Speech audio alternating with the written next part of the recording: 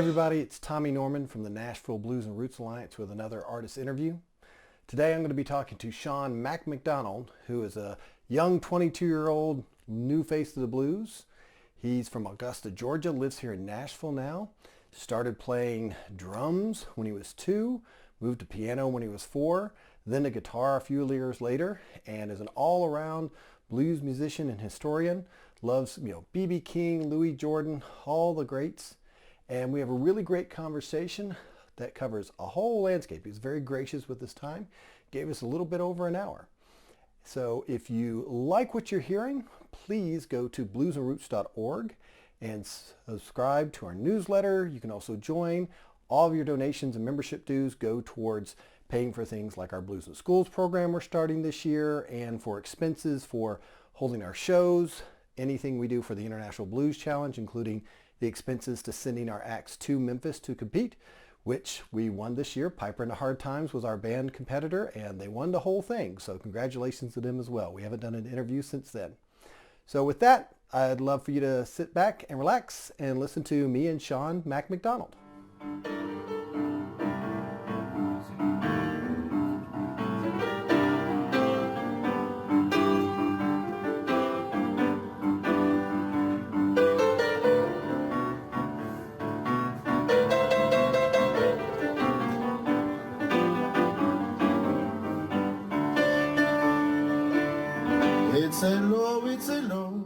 All right, I am here with Sean Mack McDonald. We just had a long conversation how we got into Mac. Did anybody say Big Mac? Like I heard Little Mac, but I never heard Big Mac. That's just seems like so easy.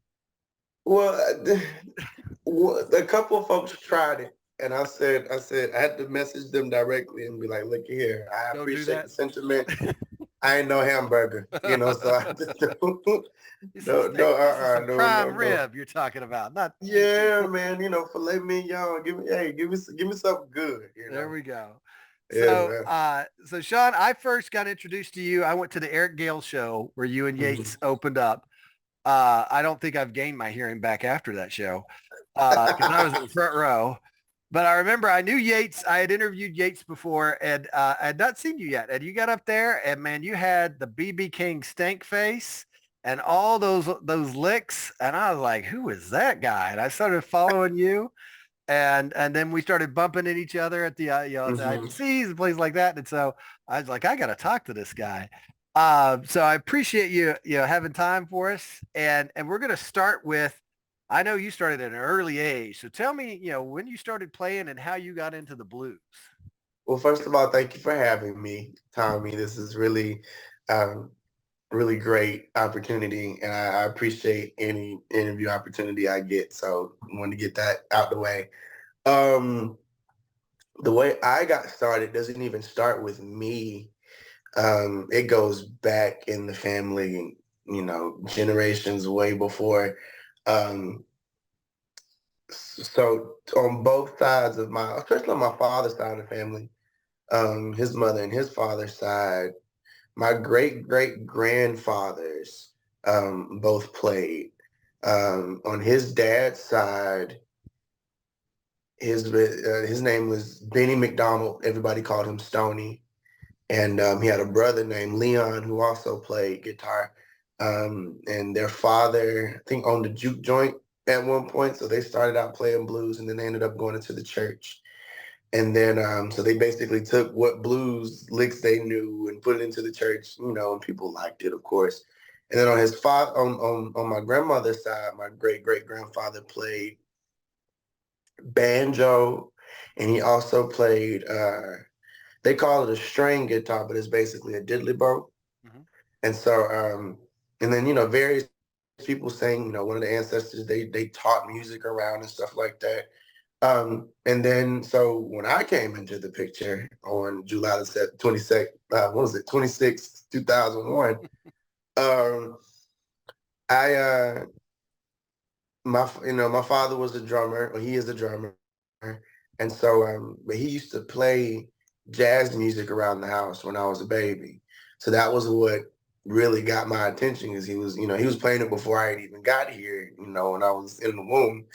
And so So that was my, my first introduction to music was things like Roy Hargrove and stuff like that. And then he said I used to like shuffle the sheets in the crib like rhythmically. So I already had something going. But when I was 2, I started playing the drums. He started teaching me how to play drums. And then when I was 3, I started taking piano lessons because I saw the Ray Charles movie. I said, I want to do that. So I started learning how to play piano. 5, I started playing harmonica. And then I picked up the guitar when I was 7. And the way that goes is my mom asked me what I wanted for Christmas. And I was like, I want a guitar. And she was like, nah, you just gonna pick it up for a couple weeks. You're gonna put it in the corner and it's gonna collect dust. So my grandmother ended up paying for it. And I've been playing for it 15 years now. Almost, it'll be 16 years this year, but 15 years. And the way I got started was I just was listening to the music and was trying to figure out, what notes were the right notes. Breaking as many strings as possible in order to figure out, how to get it together. Couldn't play in standard tuning to save my life, but I ended up, figuring out how to do it.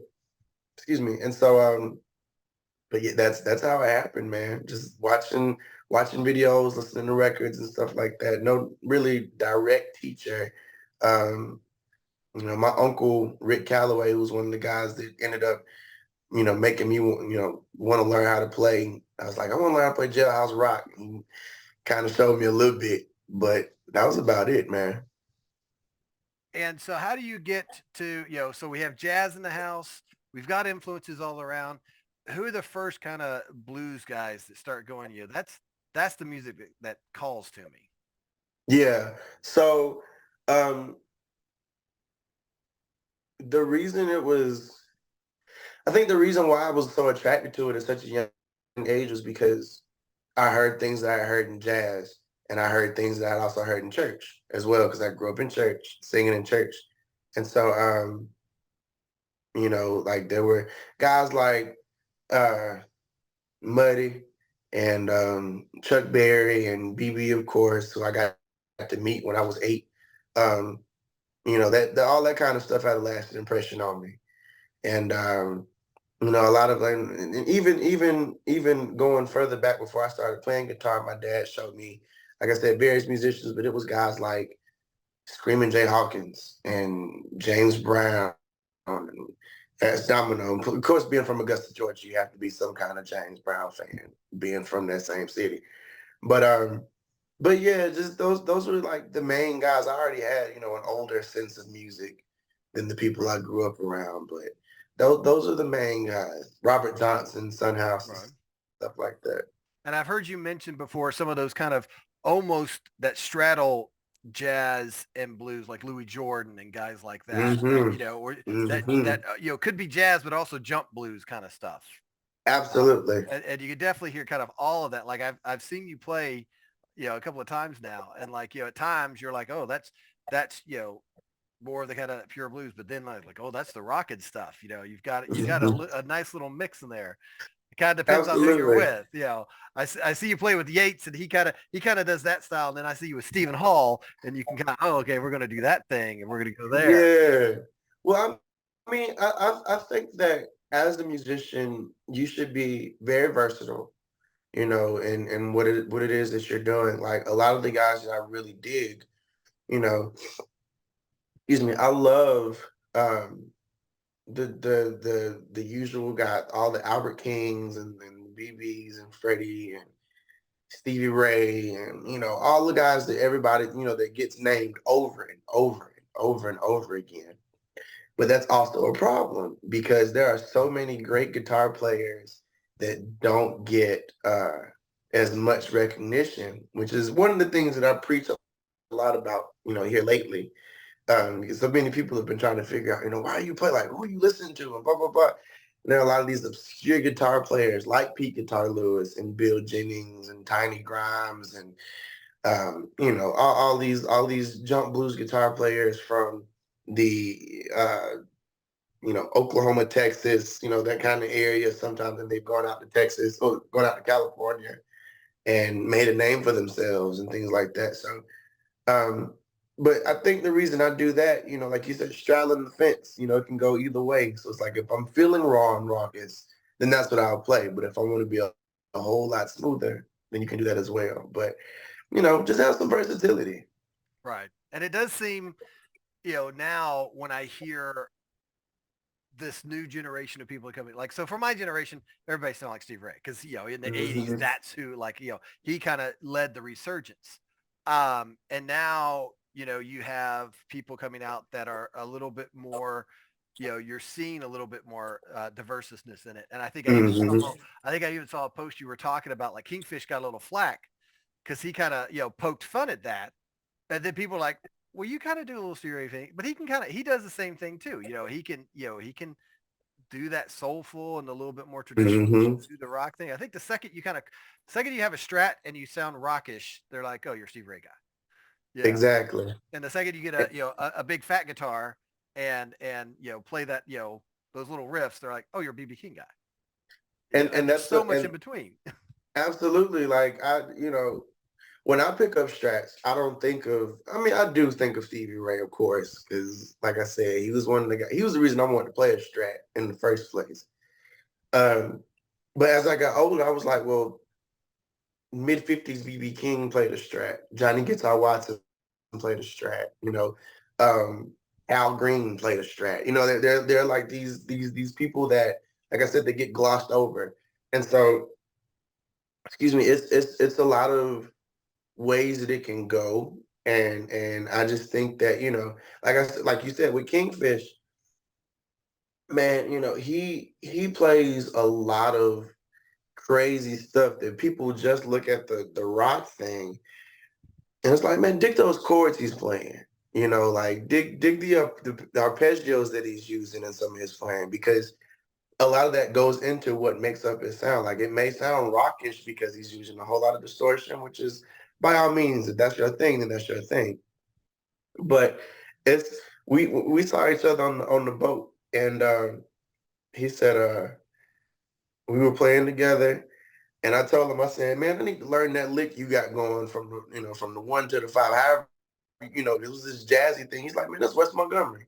He was like, man, I need lessons from you because you be playing all this older jazzy type stuff. And I sent him, a Bill Jennings record, So there's a lot to be learned from, and it's not just the Three Kings and Stevie Ray. Right. There is so much more to listen to than what Taj Mahal calls the low hanging fruit. That everybody picks from. So Yeah. yeah. Well, and I know personally, my dad was a jazz guy too, and Hmm. he was a big Louis guy. So he had Louis Jordan, Louis Armstrong, and Louis Prima. He loved those. Right. And I remember he hated all the rock stuff I played, and so I would try to Hmm. learn Louis Armstrong horn parts on guitar.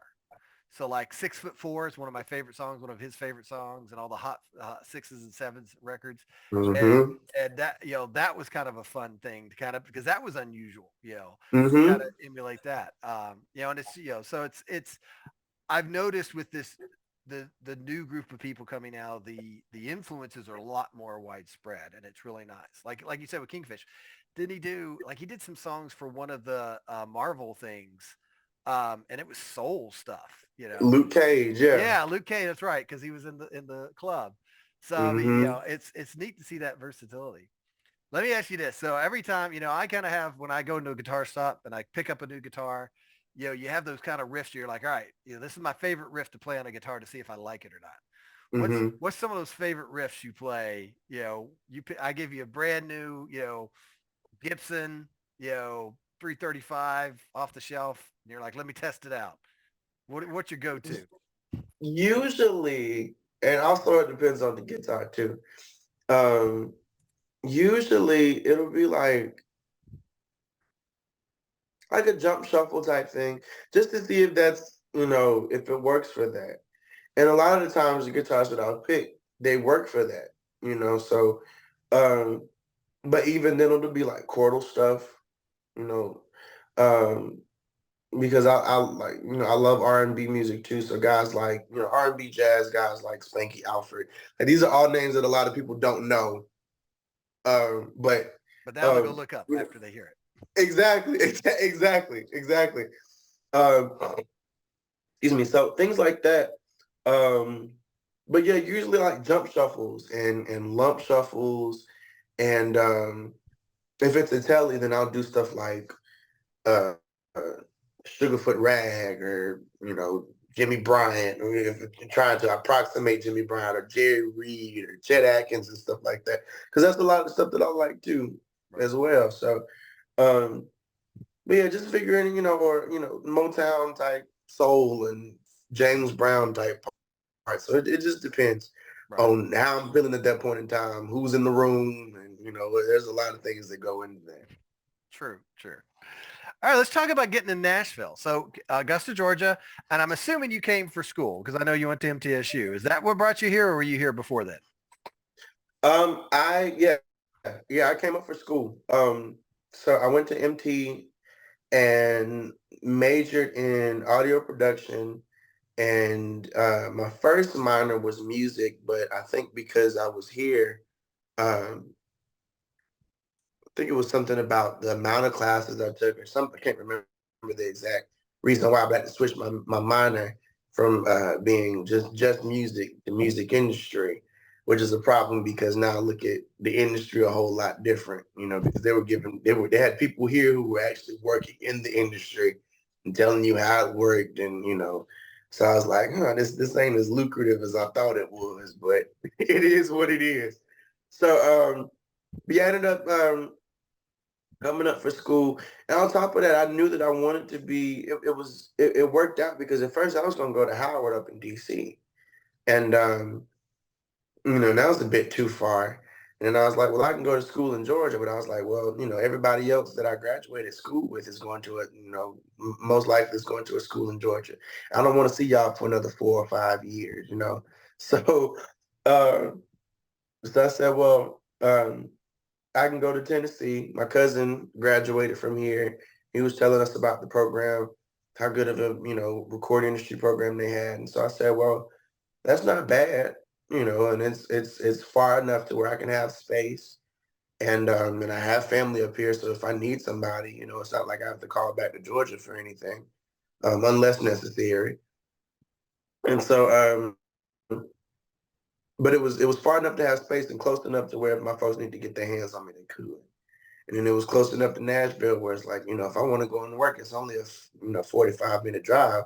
Whereas if I wanted to go to Atlanta, you know how that traffic is. So, it's far worse. Atlanta is an hour away from Atlanta. Exactly. Exactly. So, but I did my 4.5 years here and in college, and played out in Nashville on the weekends and sometimes during the week, but usually during the weekends. And it just became, home. And so I decided, I knew I wasn't going to move back home after I graduated, but I was like, I really dig it up here in Tennessee. So, Right. um, so yeah, I don't know where next is, but this is it for right now. And where were you playing out on those weekends? What clubs were you hitting? Oh man, we played. Trying to think, Bourbon Street. Yeah. We did. Uh, uh, we played Rebar a couple times. We played Coach's Corner, Double E, Kimbrough's Pick and Parlor over in Franklin. Um, at one point, so my first gig in Nashville was the my buddy Reggie White plays drums.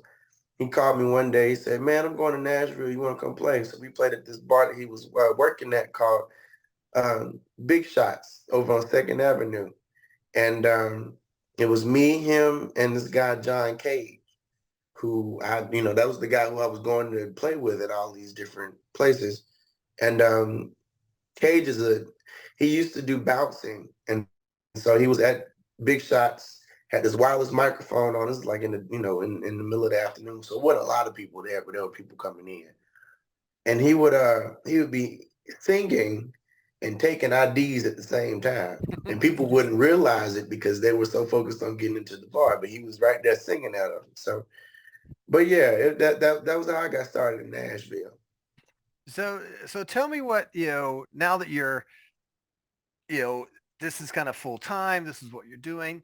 A lot of this stuff that I do for the Nashville Blues and Roots Alliance is about, we have 100 people moving here every day, and 99 of them are Mhm. musicians, and they come from wherever Kansas, where they're the big fish in wherever Kansas, and they come here and they find Mhm. like there's a million of you. So like if somebody's walking into Nashville, especially blues, let's talk about blues. Like country and songwriting is a different thing, but blues, we're not known for that. We've got a good Absolutely. community.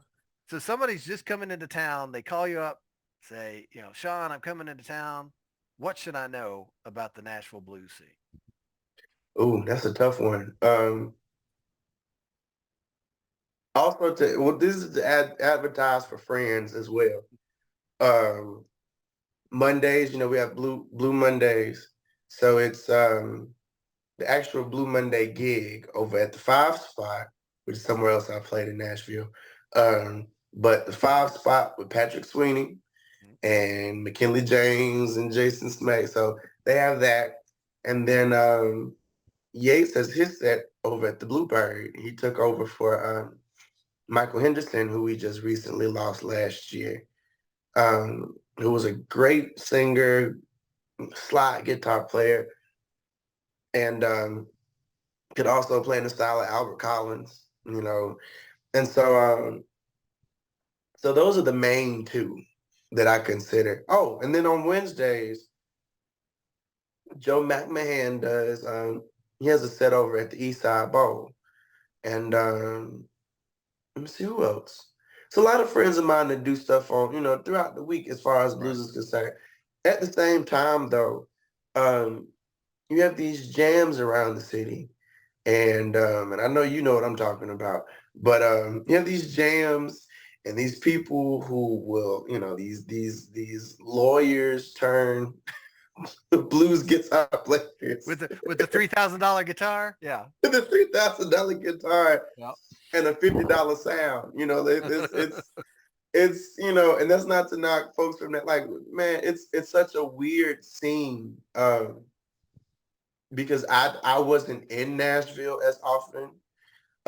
My buddy Ben, when he came up here, that was one of the things he realized. He's like, dude, everybody looks the same. Like everybody's, and they all play the same. Everybody wants to be Brad Paisley and stuff like that. But um, we went to this one jam, and this is the first time I went to a jam in Nashville, and we were actually playing like authentic stuff. You know what I'm saying? Like it was my thing.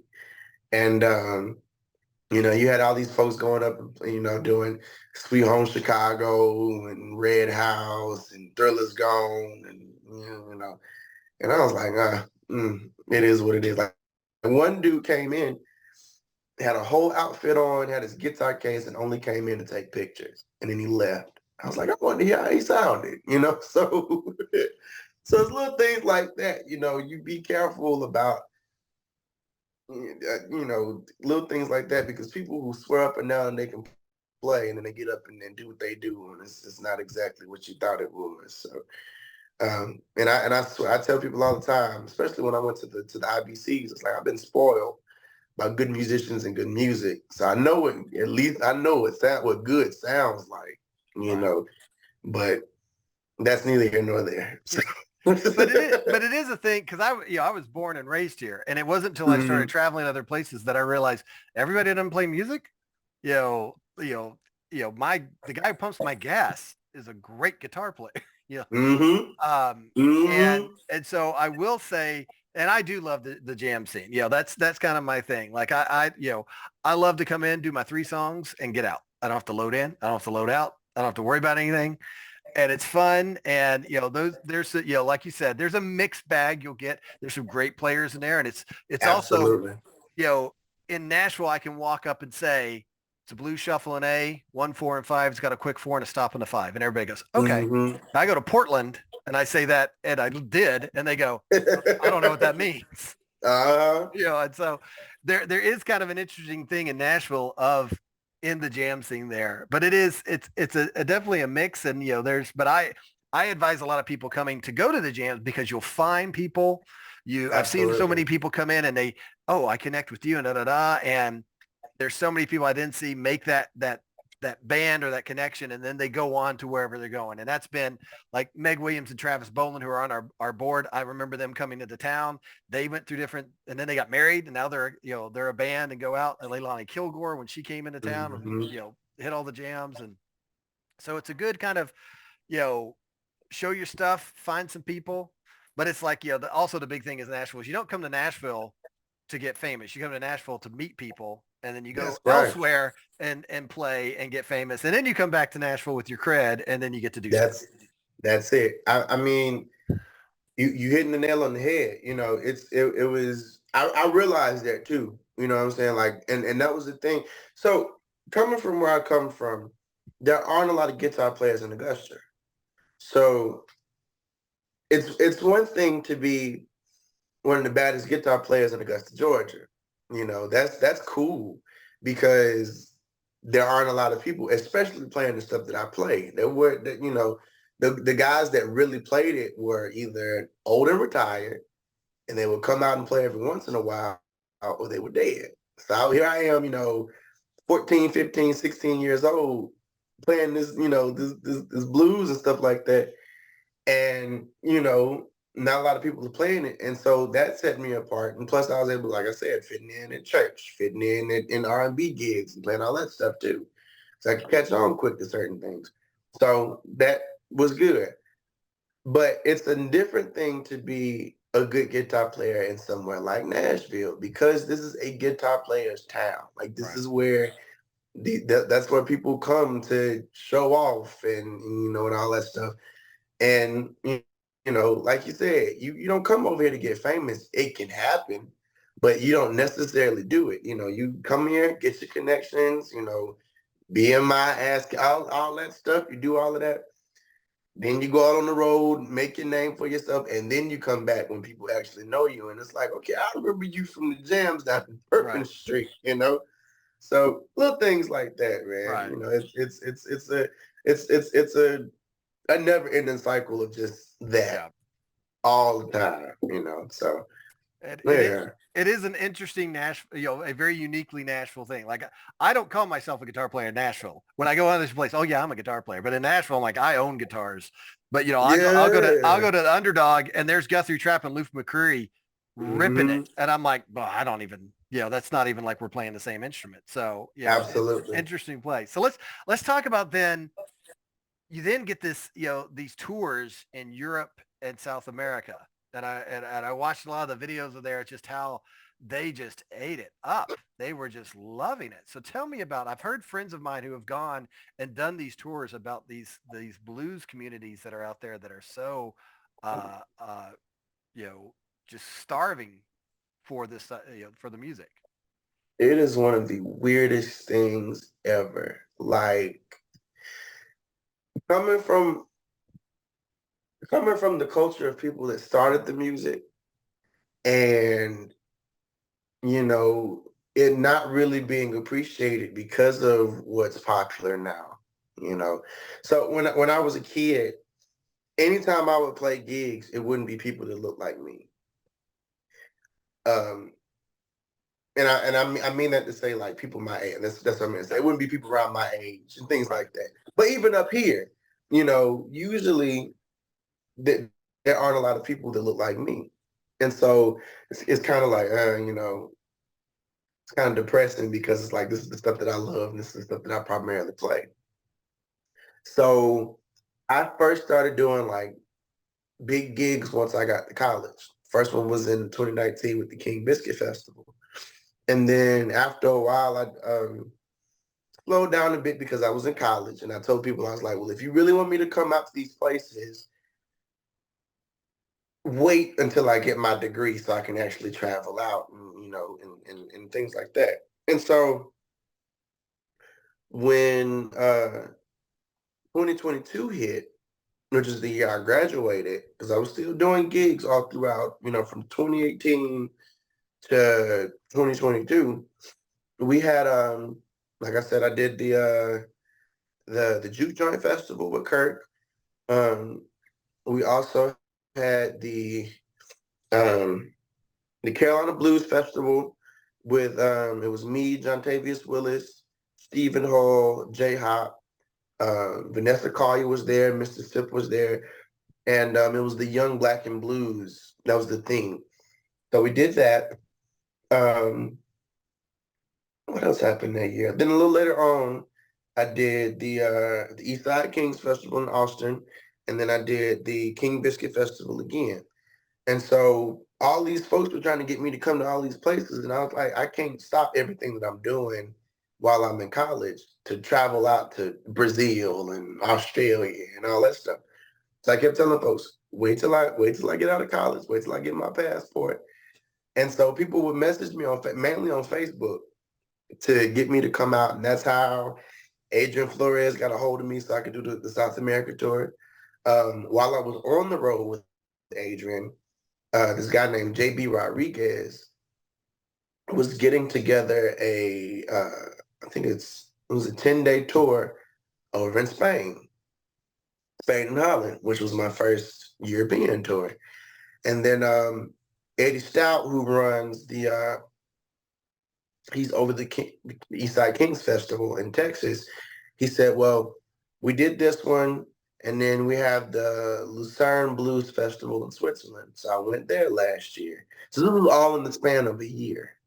From 2023, all of 2023, I was fairly busy as far as music is concerned, which at the time my mother didn't understand because she wanted me to she was like, you need a 9 to 5. I know you want to do all these gigs and all that stuff. So it took me doing the whole year and her seeing all that stuff to figure out, okay, this is good, But like you said, this would be my third international tour, my second European tour coming up this Friday for those who are outside the country and want to come see it. But it's beautiful because you get a whole host of people that you would never think like this music. And even in the festivals in the country, people flying from Germany, France, England, Australia, all over the place, and even on the blues cruises, they do the same thing too. They come from all over the place to come hear this music, which is a strange thing because in America, it's not as appreciated as it used to be when it was when it was the most popular music form. Right. So, but it's beautiful because you have all these people who, they come up to you and they're like, oh, we really loved it. Congratulations. And, thank you for the show and blah, blah, blah, blah, blah.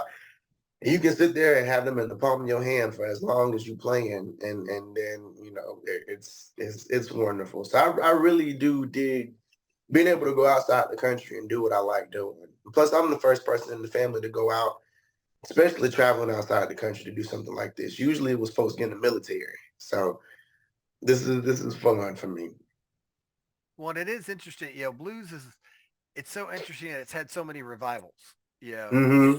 You get the early pre-war kind of spike there. Then you get post-war blues. Then it fades, and then of course the British invasion brings it back, and then it fades again. And then Stevie Ray Vaughan kind of resurges it again. And then you kind of have a wave of, I remember like Kenny Wayne Shepherd and Johnny Lane came out and it kind of got another little boost.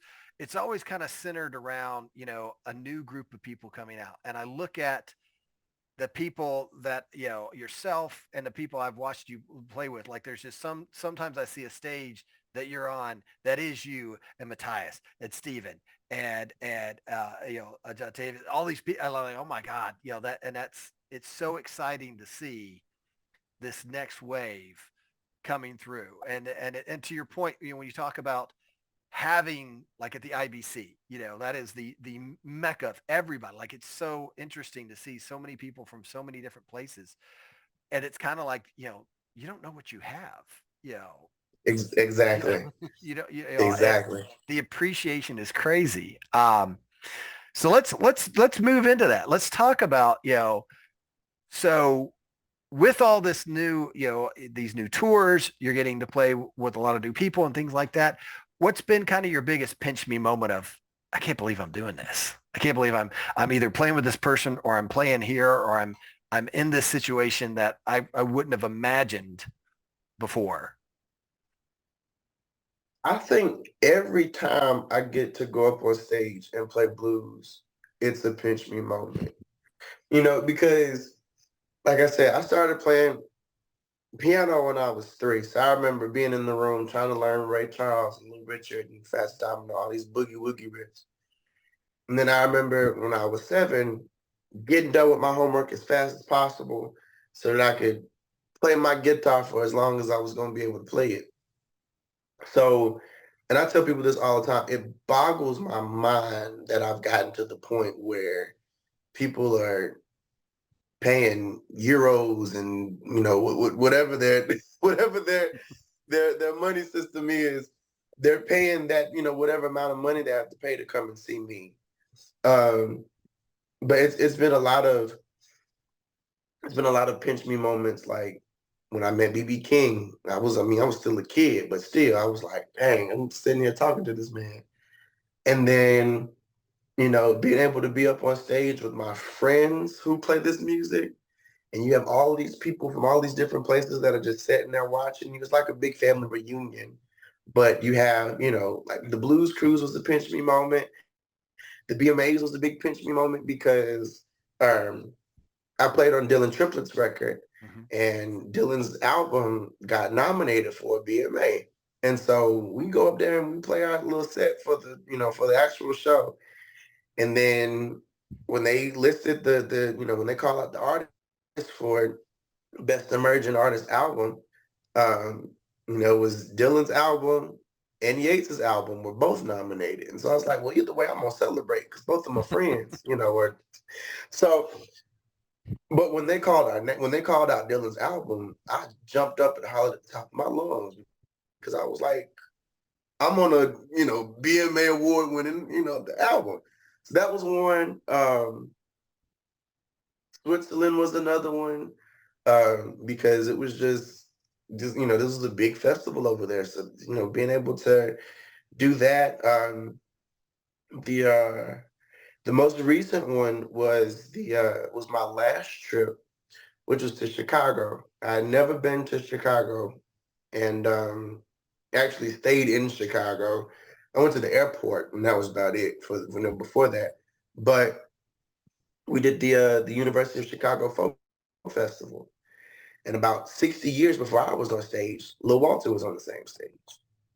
So it's things like that I'm like, dude, this is actually happening.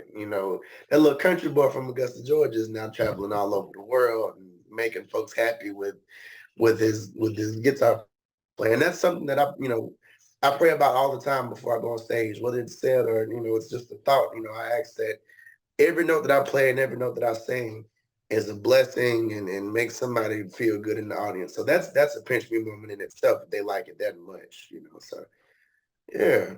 So with this new, and it also seems like, guitar rock was dying. Guitar-based music was almost dying, fading out. Mm-hmm. And I think, if anything good came out of the pandemic, one thing that came in is guitar sales went up and everybody learned guitar. Yes. And you have this resurgence.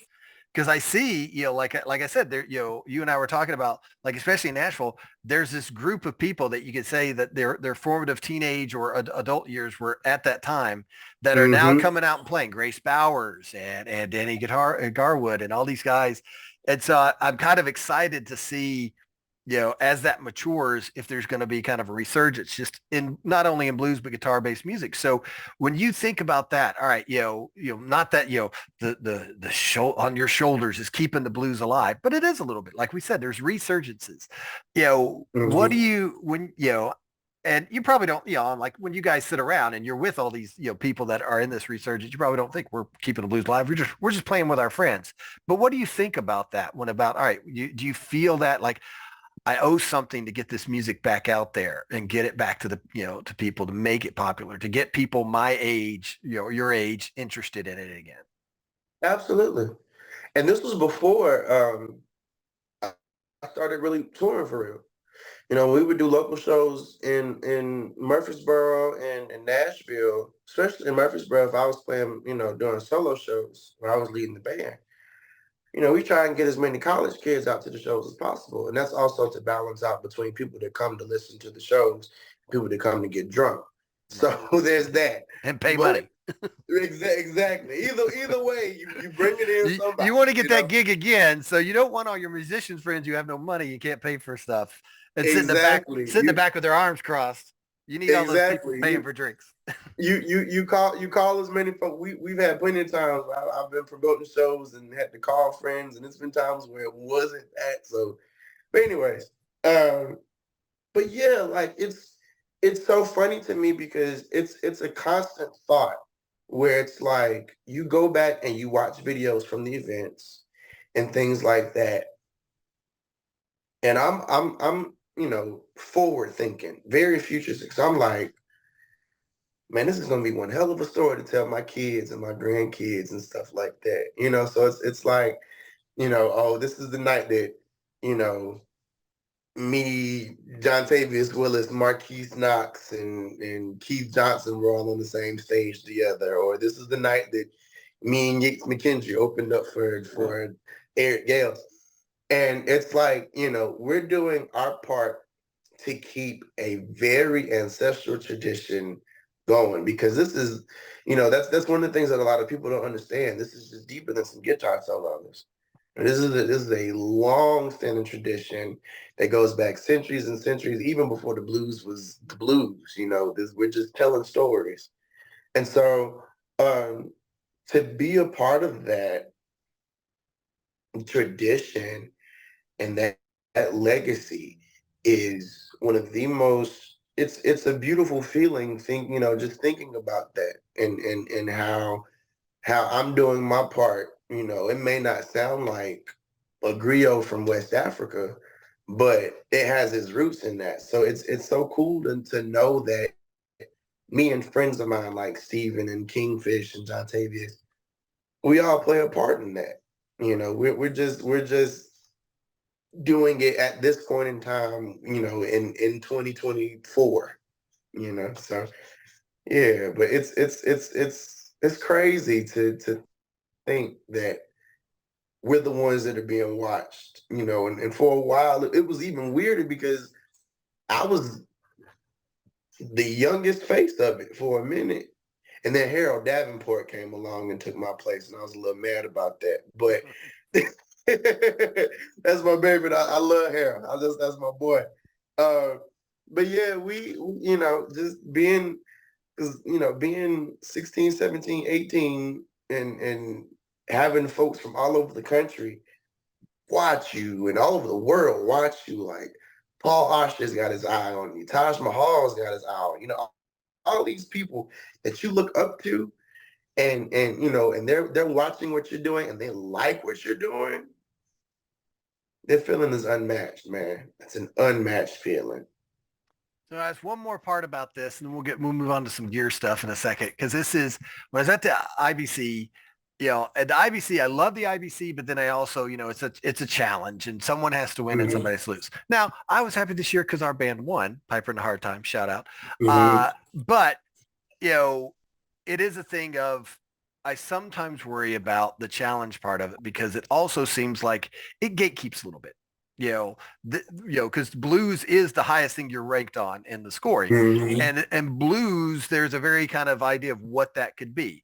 And I know a lot of bands when they're told you're going to IBC, and even Matthias and I were talking about this. Matthias says, all right, I know, like, I play kind of all around the blues, but when I came to IBC, I played right in the center of the blues, so I know what everybody's doing. And so, like, I was talking to like Atiba Berkeley and people like that about what's on the outside that we're not really being inclusive. What's that's kind of bluesy in the spirit of, like you said, the tradition, but maybe is not 1-4-5. I think about people like Jackie Vincent out of Austin, Texas, who's just an incredible guitar player, and she plays bluesy stuff, but I wouldn't call her a blues player. How do you see incorporating, even though you have a lot of traditional stuff in there? I heard all these influences, stuff like that. How do we include a wider scope? Or is that something different? Do you call that, is that not blues? It's something different, or could that be still part of that tradition of the blues? Man, me and my father have had plenty of conversations about this, arguments even. Well, but if he's a jazz guy, jazz guys are even worse about what Well, is jazz. he's not. Well, I'm gonna say he's not traditionally a jazz guy. Like Okay. you know, he likes jazz. He likes a wide spectrum of music, which is a great lead into that question because so when I was a kid, he didn't just show me, okay, this is this music, this is, and this is all it'll ever be, or this is, you know, he he showed me that first and foremost, black music isn't monolithic. So it's not just this one dead set definition as to what this music should be. So as I got older, and I mean, for a time, like if I was listening to blues, I was like, well, I want it to sound like this, and it can only sound like this, and blah, blah, blah, blah, blah. But even when, and touring has also showed me a lot about this outside the country because people outside the country have their views on what the blues should be. And if it's not this, if it's not Chicago 1955, then it's not blues. And that's not good because the blues is what, if you look at every form of American music from the 1900 on, basically every form of popular American music, it has some root in the blues. The blues has it's that's the common denominator across the board.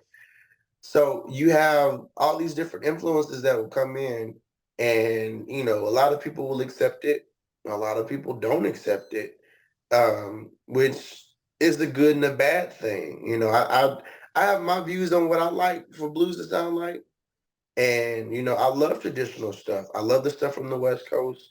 I love Chicago stuff. I love I love a lot of stuff from the 20s to just a wide range of what came out in the 20th century alone.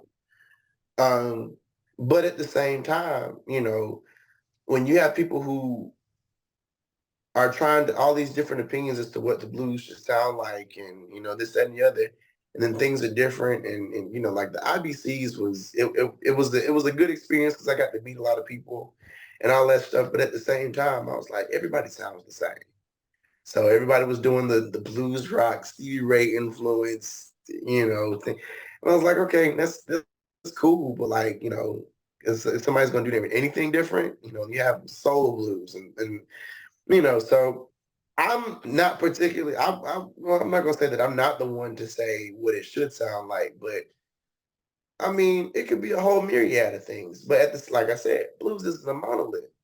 So if you want to sound a certain way, then that's by all means, you can make it sound that way. Or you can have it, that let that be your definition. I have mine. A whole host of people have like Yates. He doesn't listen to anything past 1975. And he's told me this, so it's like I'm like, okay, but there's a lot of stuff that came out after 1975 that sounds really good. You know what I'm saying? So little things like that, it's that's your definition. That's your place to make that definition. It's interesting that I'm hoping with the resurgence of guitar-based music, hopefully, and blues being a big part of that, that the younger generation will bring something new to it. Because you're right, and there is nothing wrong with traditional. That's still a thing I really love to listen to. But like you were talking about the jams, and you go to the jams, and like, man, if I listen to "Thrill Is Gone" one more time, or "Use Me," one more time, and so like when I get up there, I do "No Diggity." That's my favorite song to do. And it sounds like Stevie Ray Vaughan because I'm from the 80s, but I do a Stevie Ray Vaughan version of No Diggity. And there's so many times That's people like, killer. they say that's not the blues. And I'm like, yeah, it is. Why not? Yeah. And so I'm hoping to see those influences meld a lot more because, it's not tied to that memory of people my age have a certain memory. Each decade, people have a certain memory of who that we talked about, who that resurgence person was, that who brought it back in there. Absolutely. So it's that's what I look to, like this next generation of coming out. Like like I told you, I was talking to Matthias. He was like, I want to stretch out. I want to do some different stuff, and Yeah, it's gonna be outside of what I got the award for. And even Steven's kind of like the same thing. He had that power absolutely. trio, but I know he does stuff that gets outside of that, and so it's We it's and really interesting. yeah, we've had, there have been discussions about like, and it's never going to be a definite, people are always going to have these like I said, the definitions of what it's supposed to be. But first and foremost, that's up to the musicians. And, I feel like to an extent, the audience, like you said, they have their opinion. They're the resurgence people. So it's whoever the resurgence was, and that's what they like. All those folks, they love the Stevie. They love that '80s blues rock thing, and that's well and good. But it's like, man, there's so much more out there to be studied and to like, and to have this be the face of, this is what it is. Like a lot of the guys that I hang around in Nashville and outside of Nashville, they love the stuff that I like. So they like the stuff from the late '40s to the early '60s, and that's what they base their sound off of. At the same time, I hang out with a lot of, gospel guys, R&B guys, and stuff like that. So they're not into the blues as much. They can appreciate it, but that, their definition is a completely different thing. So it's like, it's up to us to say, okay, this is what we want to do right now. Right. Now, in the next 10 years, it may be something different.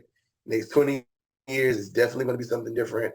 But, just as long as we get to make our mark in this place, that's all that matters to me. And it's funny how almost like the stuff that you guys are doing, because it is, it's old T-Bone Walker stuff and things like that. It almost sounds newer because we're so used to hearing, that influence of the 80s and like, oh, that sounds new. I'm like, no, this was way before that. Or some of the other Absolutely. stuff, like you talked about, stuff coming out of the church, like, oh my gosh, like Robert Randolph and Roosevelt Collier and stuff like that Hmm. slide stuff. Oh my gosh, that's just insane. And that's old. Yeah. That's a long standing tradition, sacred steel. I saw a video on Instagram one day, and this guy was talking about. He said, "My new sound is my old sound," Right. and I was like, "That makes a whole lot of sense because when you get used to, like you said, when you get used to hearing the same thing over and over and over again, and somebody reaches back and grabs something that hasn't been heard in the last 50, 60, 70 years, it's like, oh, this is new. And it's like, nah, no, it's not. And then at the same time, you also have to consider the fact that there is the influence of people, of the resurgence folks and people, Right. things that people have heard for a while. So it's not, my thing isn't just T-Bone Walker and stuff like that, even though that's a huge part of it. Don't get me wrong. But, there's some modernalities in there too. I don't know if that's a word, but there's some modern things that are in there. And, and that's all of it's just a big old it's a big old gumbo. You know what I'm Right. saying? You're taking everything and you throwing it in the pot, and you just, making sure it tastes good so that way that it's easily digestible. Because I don't like no nasty food, Right. Was it? So I can't remember if it's Duke Ellington or Count Basie said if it sounds good, it is good. that's it. There you go. All That's right. it. Last thing before we wrap up, the house is on fire and you can grab one thing, one piece of gear. It's the old Lucille BB King, grabbing Lucille while the thing's on fire. What do you grab? What piece of gear do you grab? Well, the only piece of gear that's in the house right now is because my Strat is living in the car, my Okay. Bassman is living in the car, and I hate to say it, my Les Paul is out of commission right now. I had a headstock break when I went to Oh my Switzerland. goodness. So I have to go and get it fixed. I haven't gotten it fixed yet. But hopefully either by the end of this year or beginning of next year, however we're gonna figure it out, she'll be back up. That's Diola. That's her name. I named her Is that after the my gold my top with the P90s? that's the gold top. I named her after my paternal grandmother. All right. And then so the one that's in the in the house right now, and I'll grab it real quick, um, is here it is this right here, which I'm pretty sure this is the guitar you saw me with Yates, playing with Yates. So this is my 1952 Gibson ES5. Nice. And this was a present from Kid Anderson. Shout out to Kid. I made so all three guitars, the Strat, the Gold Top, and the ES5, they were all presents from Kid. I said I put a post on Facebook, and I think it was like the end of 2021? Either the end of 2021 or the beginning of 2022. And I said, it was a joke post. And I said, if anybody wants to know what I want for my birthday or for Christmas this year, I want a blonde Strat, like one of those Mary Kay Strats. I want a gold top with P90s, and I want a natural ES5. And so a couple days go by, people are joking about it and stuff like that. Because I think at the time I was using a Guild Starfire that I got from my mom for my birthday. And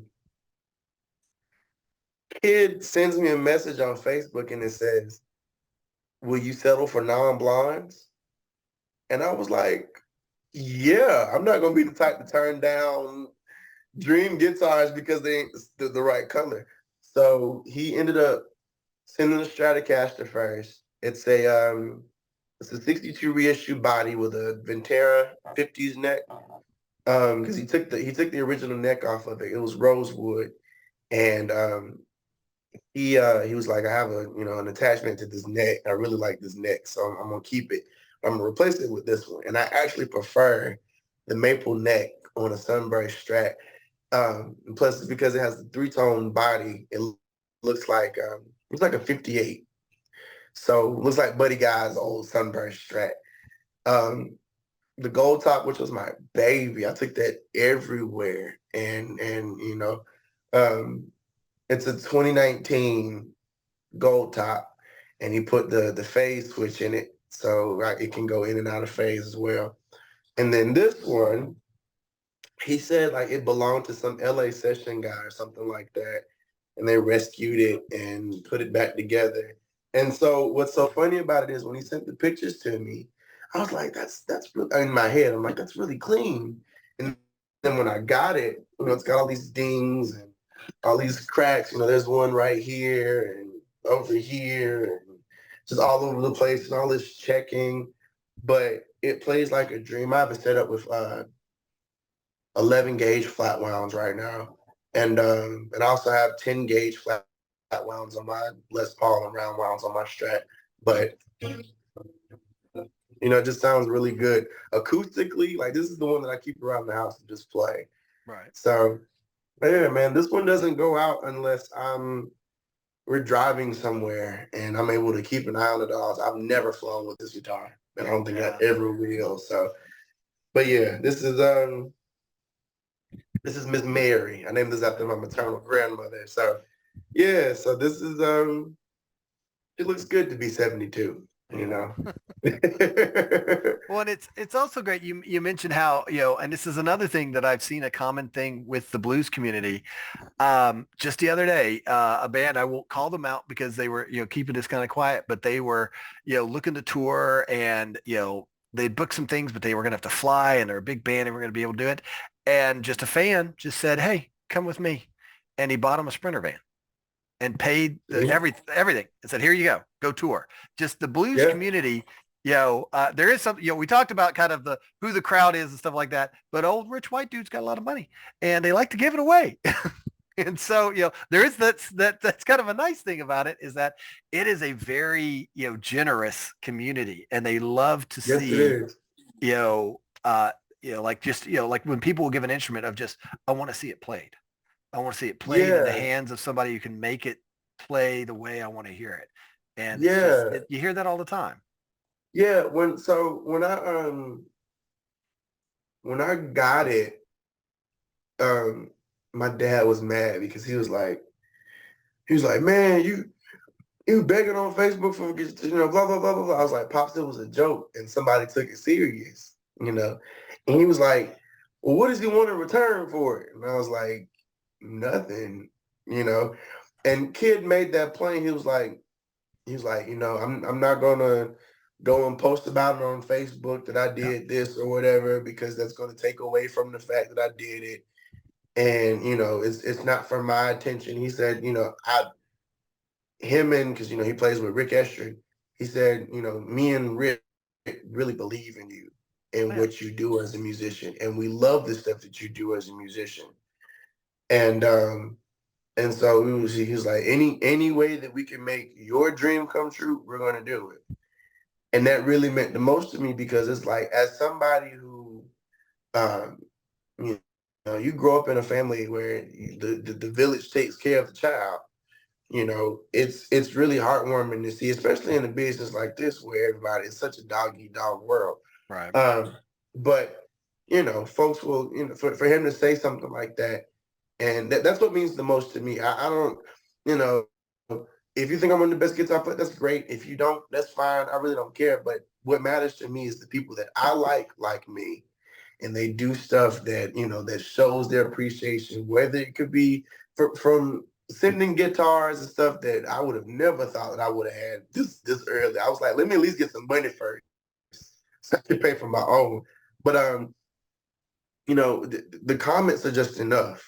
Just to have people that I look up to say that they like what I'm doing, that's enough for me. But it's a very um, it's a close community. It's Yeah. a real close community, So, we take care of each other. We Absolutely. do. And We to your do. point, it's not for the glory of it. Another guy, Prakash Slim, came in from Nepal, and Mhm. people saw him in Nepal, sponsored him, got him over here, gave him equipment, gave him a place to stay, and just Yeah, just out again, not wanting anything in return of just I want to see you succeed. I want to see this absolutely. spark of music you've got.